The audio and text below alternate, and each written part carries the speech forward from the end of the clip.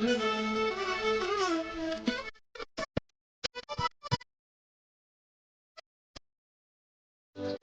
ನಮಸ್ತೆ, welcome back to our YouTube channel. ಎಲ್ಲರೂ ಹೇಗಿದ್ರಿ? ಇವತ್ತು ನಾನು ನಿಮ್ಮ ಜೊತೆ ಒಂದು ಸಿಂಪಲ್ ವ್ಲಾಗ್ ಅನ್ನ ಶೇರ್ ಮಾಡ್ತಾ ಇದ್ದೆ. ಬೆಳಿಗ್ಗೆ 4 ಗಂಟೆಗೆ ವ್ಲಾಗ್ ಅನ್ನ ಶುರು ಮಾಡಿದೆ. ಇವತ್ತು ಗುರುವಾರ ಆಗಿತ್ತು, ಸೊ ಹಾಗಾಗಿ ಬೆಳಿಗ್ಗೆ ಬೇಗ ಎದ್ದು ಪೂಜೆ ಮಾಡೋಣ ಅಂತ ಹೇಳಿ. ಇವಾಗ ಸ್ಕೂಲ್ ಕೂಡ ಸ್ಟಾರ್ಟ್ ಆಯ್ತು. ಮಹಾರಾಷ್ಟ್ರದಲ್ಲಿ ಏಪ್ರಿಲ್ಗೆನೆ ಸ್ಕೂಲ್ ಸ್ಟಾರ್ಟ್ ಆಗುತ್ತೆ. ಇವತ್ತು ಫಸ್ಟ್ ಡೇ ಆಫ್ ಸ್ಕೂಲ್ ಕೂಡ. ಎರಡು ಕೂಡ ಒಟ್ಟಿಗೆ ಮ್ಯಾನೇಜ್ ಮಾಡ್ಬೇಕು. ಬಸ್ ಕೂಡ 7:15ಗೆ ಬರುತ್ತೆ. ಅಷ್ಟರೊಳಗಡೆ ಪೂಜೆ ಕೂಡ ಆಗ್ಬೇಕು. ಜೊತೆಗೆ ಮಕ್ಕಳಿಗೆ ಲಂಚ್ ಬಾಕ್ಸ್ ಕೂಡ ರೆಡಿ ಮಾಡ್ಕಲ್ಲ. ಸೊ ಹಾಗಾಗಿ ಬೇಗ ಎದ್ದಿದ್ದೆ. ಇವಾಗ ಬೆಳಿಗ್ಗೆ ನಾನು ನ್ಯಾಚುರಲ್ ಆಗಿ ಒಂದು ಜ್ಯೂಸ್ ಅನ್ನ ಕುಡಿತಾ ಇದ್ದೆ. ಇದರ ರೆಸಿಪಿನ ನಾನು ಆಲ್ರೆಡಿ ಶೇರ್ ಕೂಡ ಮಾಡಿದ್ದೆ.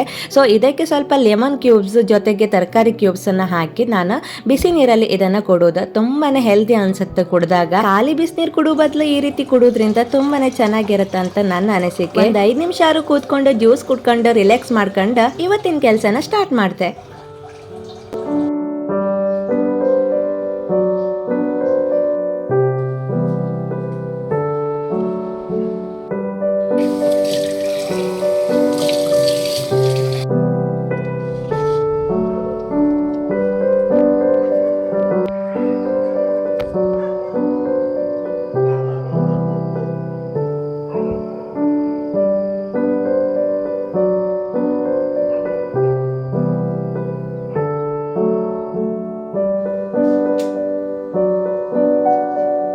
ಸೊ ಒಂದು ರೂಮಲ್ಲೇ ಬಿಸಿನೀರು ಬರ್ತತ್ತೆ 6:15. ಆದ್ರೆ ನಂಗೆ ಇವತ್ತು ಬೇಗ ಸ್ನಾನ ಮಾಡ್ಕಲ್ಲ. ಸೊ ಹಾಗಾಗಿ ಗ್ಯಾಸೆಲ್ಲ ನೀರಿಟ್ಟು ಇವಾಗ ಬ್ರಷ್ ಮಾಡ್ಲಿಕ್ಕೆ ಬಂದೆ. ಬ್ರಷ್ ಮಾಡಿ ಮನೆಯೆಲ್ಲ ಕ್ಲೀನ್ ಮಾಡಿದಾದ್ಮೇಲೆ ಸ್ನಾನ ಮಾಡಿ ನೈವೇದ್ಯಕ್ಕೆಂತಾರು ರೆಡಿ ಮಾಡುವಂತ ಅನ್ಕೊಂಡಿದ್ದೆ. ಇದು ನನ್ನ ರಾಯರ 4ನೇ ವಾರದ ಪೂಜೆ. 3ನೇ ವಾರದ ಪೂಜೆಯಲ್ಲಿ ನಾನು ಮಂತ್ರಾಲಯಕ್ಕೆ ಹೋಗಿದ್ದೆ. ಸೊ ಈ ಸಾರಿ 4ನೇ ವಾರದ ಪೂಜೆ ಸ್ವಲ್ಪ ಗಡ್ಬಿಡಿ ಆಗತ್ತಂತ ಹೇಳಿ ಬೆಳಿಗ್ಗೆ ಬೇಗ ಎದ್ದಿದ್ದೆ. ಯಾಕಂದ್ರೆ ಸ್ಕೂಲ್ ಕೂಡ ಸ್ಟಾರ್ಟ್ ಆಯ್ತಲ್ಲ, ಬೆಳಿಗ್ಗೆ ಎಲ್ಲವನ್ನ ಪ್ರಿಪೇರ್ ಮಾಡ್ಲಿಕ್ಕೆ ನಂಗೆ ಒಬ್ಳಿಗೆ ಆಗುತ್ತೆ. ಸೊ ಹಾಗಾಗಿ ಬೇಗ ಎದ್ದು ಎಲ್ಲ ಕೆಲಸ ಮಾಡು ಅಂತ ಹೇಳಿ ಅದರಲ್ಲೂ ಕೂಡ ವಿಡಿಯೋನ ಸ್ಟಾರ್ಟ್ ಮಾಡಿದೆ. ಯಾಕಂದ್ರೆ ನೆಕ್ಸ್ಟ್ ವೀಕ್ ನಾನು ಊರಿಗೆ ಕೂಡ ಹೋಗುವ ಪ್ಲಾನ್ ಇತ್ತು. ಅಲ್ಲಿ ಹೋದ್ಮೇಲೂ ಕೂಡ ನಾನು ಕಂಟಿನ್ಯೂ ಮಾಡ್ಕಲ್ಲ. ಸೊ ಹಾಗಾಗಿ ಈ ಸಾರಿ ನಾನು ಇಲ್ಲೇ ವ್ಲಾಗನ್ನು ಸ್ಟಾರ್ಟ್ ಮಾಡುವ, ಮೆಮೊರಿ ಆಗುತ್ತಂತ ಹೇಳಿ ಅನ್ಕೊಂಡೆ. ಬೆಳಿಗ್ಗೆ ಒಂದು ಹೇಳೋದಿತ್ತಲ್ಲ, ತುಂಬಾ ಖುಷಿ ಅನ್ಸುತ್ತೆ ನನಗೆ. ಯಾವಾಗ್ಲೂ ಬೆಳಗಿನ ಟೈಮ್ ಅನ್ನೋದು ತುಂಬಾನೇ ಖುಷಿ ಕೊಡುತ್ತೆ. ಹೇಳೋದು ಒಂದು ಸ್ವಲ್ಪ ಕಷ್ಟ ಬಿಟ್ರೆ ಎದ್ಮೇಲೆ ತುಂಬಾ ಖುಷಿ ಅನ್ಸುತ್ತೆ. ಇವತ್ತು ನನ್ನ ಜೊತೆ ಈ ಮೊಬೈಲ್ ಫ್ರೆಂಡ್ ಇತ್ತಲ್ಲ, ಸೊ ಹಾಗಾಗಿ ಇನ್ನೂ ಖುಷಿ ಇತ್ತು. ಸೊ ಬಿಸಿನೀರು ಕಾದಿತ್ತು. ಇವಾಗ ಬಿಸಿನೀರಿಗೆ ನಾನು ಸ್ವಲ್ಪ ತಣ್ಣೀರ್ ಬೆರೆಸ್ದೆ.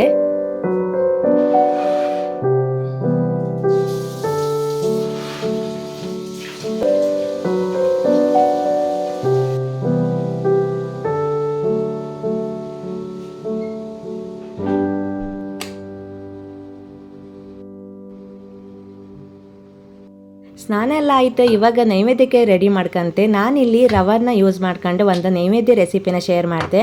ಒಂದು ಬೌಲಿಗೆ ನಾನಿಲ್ಲಿ ಈ ಚಿಕ್ಕ ಗ್ಲಾಸಲ್ಲಿ 1 ಗ್ಲಾಸ್ ಆಗುವಷ್ಟು ರವನ ಒಂದು ಬೌಲಿಗೆ ಹಾಕಿ ಅದಕ್ಕೆ 2 ಗ್ಲಾಸ್ ಹಾಲನ್ನು ಹಾಕ್ತೆ.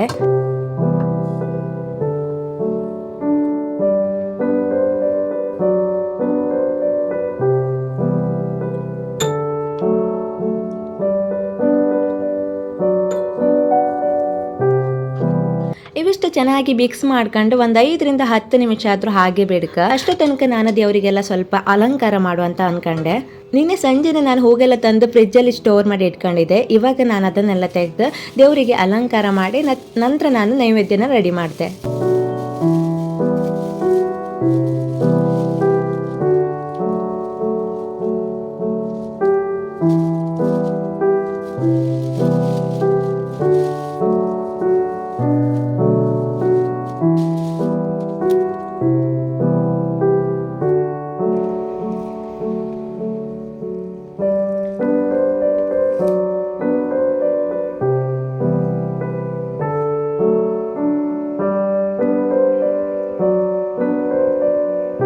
ಫೈನಲಿ ಈ ರೀತಿ ನಾನು ಹೂವಿನ ಅಲಂಕಾರ ಮಾಡಿದೆ. ಸೊ ಇವಾಗ ಹೋಗಿ ಸ್ವಲ್ಪ ನೈವೇದ್ಯಕ್ಕೆ ರೆಡಿ ಮಾಡ್ಕಂತೆ.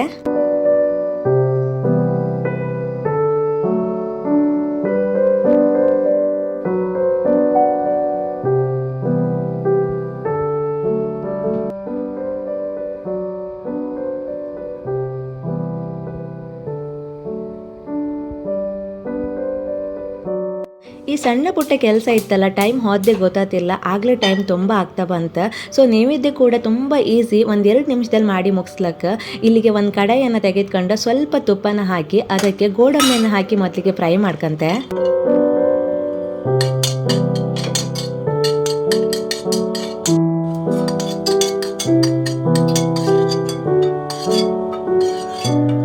ಗೋಡಂಬಿನ ಫ್ರೈ ಮಾಡಿ ಸೈಡಲ್ಲಿ ಇಟ್ಕೊಂಡು ಇವಾಗ ಸ್ವಲ್ಪ ಸಕ್ಕರೆ ಹಾಕಿ ಅದನ್ನು ಕೂಡ ಸಣ್ಣ ಉರಿಯೆಲ್ಲ ಫ್ರೈ ಮಾಡ್ಕೊಂಡ್ಕ. ಅವಾಗ ಅದು ಸಕ್ಕರೆ ಸ್ವಲ್ಪ ಕರಗಿ ಸ್ವಲ್ಪ ದಪ್ಪ ಆಗ್ತಾ ಬರ್ತದೆ. ಆಮೇಲೆ ನಾವು ರವನ ಹಾಲಲ್ಲಿ ನೆನೆಸಿಟ್ಕೊಂಡಿತ್ತಲ್ಲ ಅದನ್ನು ಅದು ಹಾಕಿದ್ಮೇಲೆ ದಪ್ಪ ಆಗ್ತಾ ಬರ್ತದೆ. ಸಣ್ಣ ಉರಿಯೆಲ್ಲ ಮಾಡ್ಕ, ಯಾಕಂದ್ರೆ ರವ ಕೂಡ ಬೇಕಲ್ಲ. ಸೊ ಹಂಗಾಯ ಅಷ್ಟೇ. ಕೊನೆಗೆ ನಾವು ಗೋಡಂಬಿನ ಫ್ರೈ ಮಾಡ್ಕೊಳ್ಳೋದು ಹಾಕ್ರೆ ನೈವೇದ್ಯ ಕೂಡ ರೆಡಿ ಆಗ್ತದೆ. ತುಂಬಾ ಸಿಂಪಲ್ ಆಗಿ ಮಾಡ್ಕೊಳ್ಲಕ್ಕಿದೆ. ನಾನು ಅನ್ಕೊಂಡಿದ್ದೆ ಪ್ರತಿ ವಾರ ನೈವೇದ್ಯಕ್ಕೆ ಡಿಫ್ರೆಂಟ್ ಆಗಿ ಮಾಡಿ ನಿಮ್ ಜೊತೆ ಶೇರ್ ಮಾಡ್ಕಂತ ಹೇಳಿ. ಲಾಸ್ಟ್ ಟೈಮ್ ಕೂಡ ಮಾಡಿದ್ದೆ ಒಂದು ಸಿಂಪಲ್ ರೆಸಿಪಿ.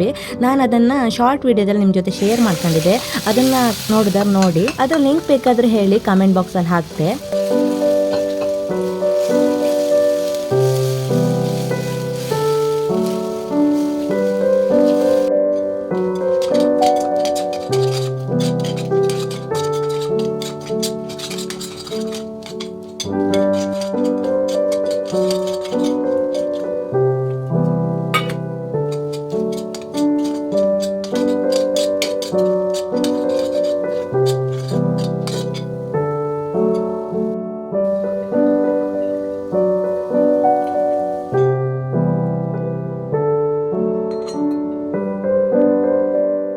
ಫೈನಲಿ ನೈವೇದ್ಯ ಕೂಡ ರೆಡಿ ಆಯ್ತು. ಆಗಲೇ ಟೈಮ್ 5:30 ಆಗ್ತಾ ಬಂತು. ಇನ್ನು 1 ಗಂಟೆಗೆ ನಾನು ಟಿಫಿನ್ ಬಾಕ್ಸ್ ಕೂಡ ರೆಡಿ ಮಾಡ್ಕ. ಅಷ್ಟರೊಳಗಡೆ ಪೂಜೆ ಎಲ್ಲ ಮಾಡೋದ್ರೊಳಗೆ ಟೈಮ್ ಆಗತ್ತೆ. ಸೊ ಬನ್ನಿ ಪೂಜೆ ಮಾಡುವ.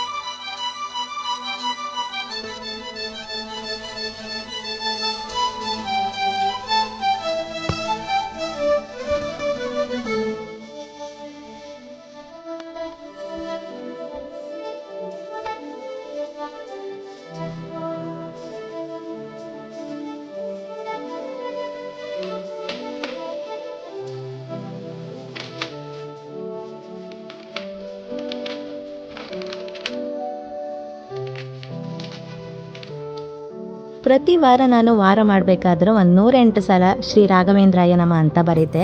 ಸೊ ಅದು ಅಭ್ಯಾಸ ಮಾಡ್ಕೊಂಡೆ. ಇವಾಗ ತುಂಬ ಖುಷಿ ಅನಿಸುತ್ತೆ ಅದು ಬರೋದ್ರಿಂದ. ಸೊ ಇದನ್ನು ಕೂಡ ಬರಿತಾ ಇದ್ದೆ. ಇವತ್ತು ಸ್ವಲ್ಪ ಟೈಮ್ ಆತಂತ ಹೇಳಿ ಒಂದು 21 ಸಾರಿ ಬರೆದು ಮಕ್ಕಳನ್ನೆಲ್ಲ ಸ್ಕೂಲಿಗೆ ಕಳಿಸಿ ಆದಮೇಲೆ ನಾನು ಮತ್ತೆ ಅದನ್ನು ಕಂಟಿನ್ಯೂ ಮಾಡಿ 108 ಸಲ ಬರೆದೆ.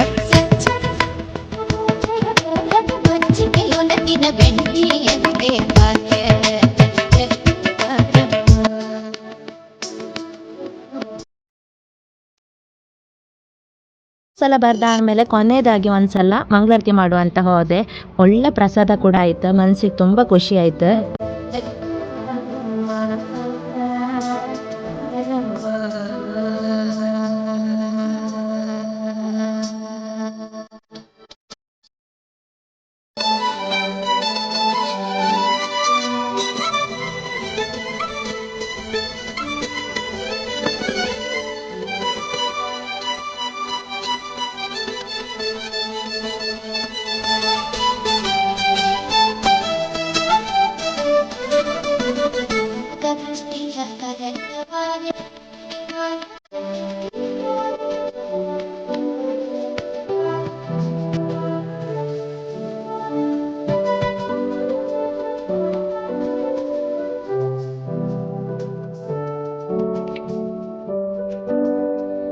ಈಗ ನನಗೆ ಶುರುವಾಯ್ತು ಬ್ಯಾಕ್ ಟು ಬ್ಯಾಕ್ ಕೆಲಸ. ಬೆಳಿಗ್ಗೆ 5:15 ಎದ್ದರೆ 7:30 ತನಕ ನನಗೆ ನಾನ್ ಸ್ಟಾಪ್ ಕೆಲಸ ಇರುತ್ತೆ. ಸೊ ಎಲ್ಲ ಕೂಡ ಒಂದು 2 ಅವರ್ ಬೇಕಾಗ್ತದೆ. ಕೆಲವೊಂದೆಲ್ಲ ಶೂಟ್ ಮಾಡಿದ್ದೆ, ಒಂದು ಕಡೆ ದೋಸೆ ಮಾಡ್ತಾ ಇದ್ದೆ, ಇನ್ನೊಂದು ಕಡೆ ಅನ್ನ ಮಾಡ್ಲಿಕ್ಕೆ ಇಟ್ಟಿದ್ದೆ ಪುಳಿಯೋಗರೆ ಮಾಡು ಅಂತೇಳಿ ಹೇಳಿ. ಹಾಗೆ ಇನ್ನೊಂದು ಕಡೆ ಕಡುಬು ಮಾಡುವ ಬಾಳೆ ಎಲೆ ತಂದಿತ್ತು ಯುಗಾದಿ ಹಬ್ಬಕ್ಕೆ, ಅದು ಮಾಡುವ ಅಂತ ಇಟ್ಟಿದ್ದೆ. ಅದ್ರ ಜೊತೆ ಸಲಾಡ್ ಕಟ್ ಮಾಡ್ಲಿಕ್ಕಂತೂ ತುಂಬ ಟೈಮ್ ಹಿಡಿಯಿತು. ಎಲ್ಲವನ್ನ ಮಾಡಿದೆ. ನನಗೆ ಯಾವಾಗಲೂ ಬೆಳಗಿನ ಟೈಮ್ ಅಂದರೆ ತುಂಬ ಖುಷಿ, ಯಾಕಂದರೆ ಯಾರು ಎದ್ದಿರೋದಿಲ್ಲ, ತುಂಬ ಮೌನ ಆಗಿರುತ್ತೆ, ಕೆಲಸ ಮಾಡಲಿಕ್ಕೆ ತುಂಬ ಖುಷಿ ಅನಿಸುತ್ತೆ. ಸೊ ಹಾಗಾಗಿ ನಾನು ನಿಮ್ಮ ಜೊತೆ ಎಲ್ಲ ವೀಡಿಯೋನ ಶೇರ್ ಮಾಡುವ ಬೆಳಗಿನ ರೊಟೀನ್ ಅಂತ ಅಂದ್ಕೊಂಡಿರ್ತೆ. ಸೊ ಆದರೆ ಟೈಮ್ ಸಿಗೋದಿಲ್ಲ, ಆಮೇಲೂ ಕೂಡ ಬೇರೆ ಬೇರೆ ಕೆಲಸ ಎಲ್ಲ ಇರುತ್ತೆ. ಸೊ ಹಾಗಾಗಿ ನಾನು ಆದಷ್ಟು ಟ್ರೈ ಮಾಡ್ತೀನಿ ನಿಮ್ಮ ಜೊತೆ ಬೆಳಗಿನ ರೊಟೀನ ಶೇರ್ ಮಾಡಲಿಕ್ಕೆ. ಇದರಿಂದ ನನಗೂ ಒಂದು ಬೆನಿಫಿಟ್ ಅಂತ ಅಂದಲ್ಲಿ ಹೇಳಿದ್ರೆ ಯಾವಾಗಲೂ ಆ್ಯಕ್ಟಿವ್ ಆಗಿರ್ಲಿಕ್ಕೆ ಆಗ್ತಂತ ಹೇಳಿ. ನನಗೆ ಯಾವುದಾದ್ರೂ ಡಿಫ್ರೆಂಟಾಗಿ ಟ್ರೈ ಮಾಡೋದಂದ್ರೆ ತುಂಬ ಇಷ್ಟ. ಇವಾಗ ನಮ್ಮ ಭಾಷೆಯಲ್ಲಿ ನಿಮ್ಮ ಜೊತೆ ನಾನು ವ್ಲಾಗನ್ನ ಸ್ಟಾರ್ಟ್ ಮಾಡ್ತಾ ಇದೆ. ಇದು ಎಲ್ಲಿ ತನಕ ಅಂತ ಗೊತ್ತಿಲ್ಲ. ಸೊ ವ್ಲಾಗಿಂಗ್ ಮಾಡೋದೆಲ್ಲ ತುಂಬ ಚಂದ ಆಗುತ್ತೆ, ಆದರೆ ಎಡಿಟಿಂಗ್ ಮಾಡೋದಿತ್ತಲ್ಲ ತುಂಬ ಟೈಮ್ ಹಿಡಿಯುತ್ತೆ, ಅವಾಗ ತುಂಬ ಕಷ್ಟ ಅನಿಸುತ್ತೆ. ಸೊ ಬಾಳೆಲೆ ನೋಡಿ ಎಷ್ಟು ಫ್ರೆಶ್ ಇತ್ತಲ್ಲ, ಸೊ ತುಂಬ ತರಿಸಿದ್ದೆ. ಸೊ ಹಂಗಾಗಿ ದಿನ ಕಡುಬು ಮಾಡುವಂತ ಎಣಿಸ್ಕೊಂಡೆ ಇದೊಂದು 2-3 ಸಲ ಮಾಡ್ತಾ ಇದ್ದೆ, ತುಂಬ ರುಚಿಯಾಗಿ ಬರ್ತದೆ.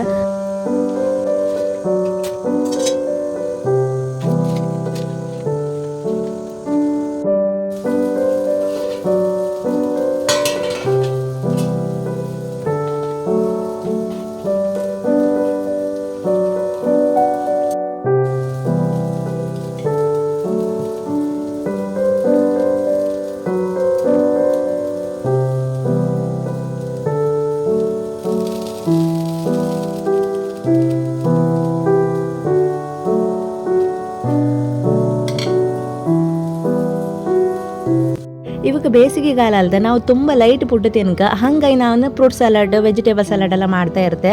ಫ್ರೂಟ್ ಸಲಾಡ್ ನಾನು ಇವತ್ತು ಒಂದು 4 ರೀತಿ ಫ್ರೂಟ್ಸನ್ನು ಹಾಕಿ ಸಲಾಡ್ ಮಾಡ್ತಾ ಇದ್ದೆ. ಸ್ವಲ್ಪ ದಿನದಿಂದ ಹಾಗೆ ಮಾಡ್ತಾ ಇದ್ದೆ. ಸೊ ಹಾಗೆ ಡ್ರೈ ಫ್ರೂಟ್ಸ್ ಕೂಡ ಆ ಕಡೆ ನೆನೆಸಿಟ್ಟಿದ್ದೆ. ಮಕ್ಕಳಿಗೆ ನೆನೆಸಿದ ಡ್ರೈ ಫ್ರೂಟ್ಸ್ ತುಂಬ ಇಷ್ಟ ಆಗ್ತಿಲ್ಲ. ಸೊ ಹಾಗಾಗಿ ನಾನು ಅವರಿಗೆ ಡ್ರೈ ಕೊಡ್ತೆ, ಇದು ಹಸ್ಬೆಂಡ್ಗೆ ಅಂತ ನೆನೆಸಿ ಇಟ್ಟಿದ್ದೆ. ಸೊ ಅದ್ರ ಜೊತೆ ಸ್ವಲ್ಪ ಜ್ಯೂಸ್ ಕೂಡ ಮಾಡ್ತೆ. ಚಹಾ ಕುಡೋದೆಲ್ಲ ಬಿಟ್ಟಿದ್ದೆ ಇವಾಗ. ಸೊ ಹಾಗಾಗಿ ಜ್ಯೂಸ್ ಎಲ್ಲ ಮಾಡ್ತೆ.